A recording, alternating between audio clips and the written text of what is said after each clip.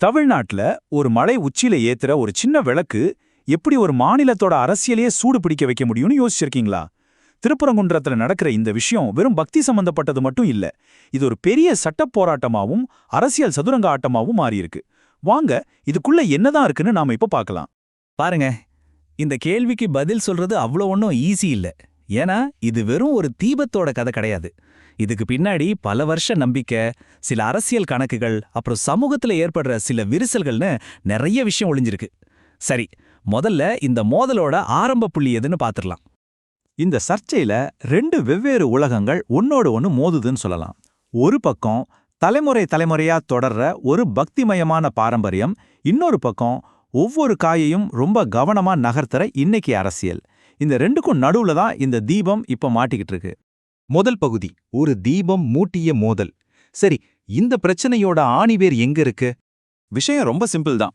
திருப்பரங்குன்றம் மலை மேல தீபத்தூண்னு ஒரு கல் தூண்டு இருக்கு.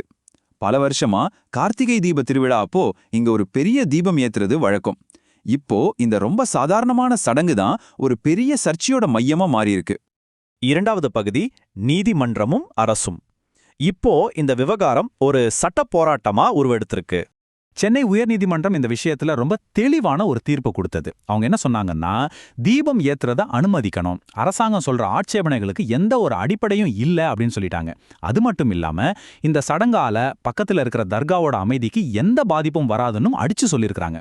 ஆனா தமிழ்நாடு அரசு இந்த தீர்ப்பை ஏத்துக்க தயாரா இல்ல. அவங்க இப்ப உச்சநீதிமன்றத்துல மேல்முறையீடு செய்ய போறாங்க. அவங்க தரப்பு வாதம் என்னன்னா, அங்க தீபம் ஏத்துற மாதிரி ஒரு பாரம்பரியமே கிடையாது, அந்த கல்தூண் வெறும் நிலத்தை அளக்க வச்ச ஒரு சர்வே கல் தான் அப்படிங்கிறது தான். இதோட சட்டம் ஒழுங்கு பிரச்சனைகள் வர வாய்ப்பு இருக்குன்னு சொல்றாங்க. மூன்றாவது பகுதி, அரசியல் நிழல் யுத்தம்.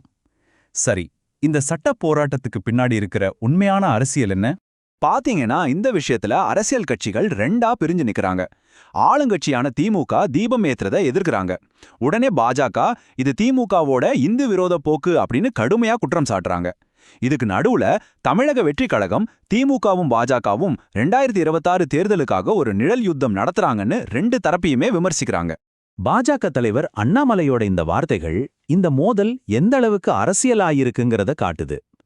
ஹிந்து விரோதம் மாதிரியான உணர்ச்சிகரமான வார்த்தைகள் பயன்படுத்தப்படும்போது இது வெறும் நம்பிக்கை சார்ந்த விஷயமா மட்டும் இல்லாம ஒரு அரசியல் களமாவே மாறிடுது. அரசியல் நோக்கர்கள் என்ன சொல்றாங்கன்னா, இதுக்கு பின்னாடி இருக்கிற உண்மையான இலக்கு வரப்போற 2026 சட்டமன்ற தேர்தல் தான் சொல்றாங்க. இந்த தீபத்தை ஒரு கருவியா பயன்படுத்தி வாக்குகளை தங்களுக்கு சாதகமாக்க கட்சிகள் முயற்சி பண்றதா ஒரு குற்றச்சாட்டும் இருக்கு. ஒவ்வொரு நகர்வும் தேர்தலை நோக்கியே இருக்கு. நான்காவது பகுதி, அச்சுறுத்தலில் நல்லிணக்கம். இந்த அரசியல் சண்டையால நாம கொடுக்க போற உண்மையான விலை என்ன?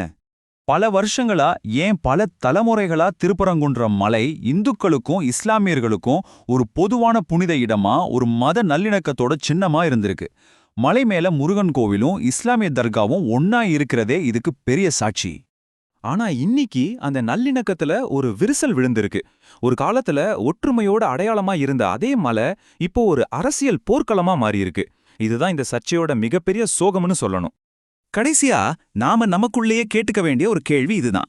ஒரு புனித தீபம் ஒரு அரசியல் கருவியா மாத்தப்படும் போது நாம இழக்கிறது வெறும் ஒரு சடங்கம் மட்டும்தானா, இல்ல பல வருஷங்களா நாம கஷ்டப்பட்டு கட்டிக்காத்த சமூக நல்லிணக்கத்தையும் நம்பிக்கையுமா? இதுக்கான பதில் உச்சநீதிமன்றத்துல மட்டும் இல்ல, நம்ம ஒவ்வொருத்தரோட மனசுலயும் இருக்கு. யோசிச்சு பாருங்க.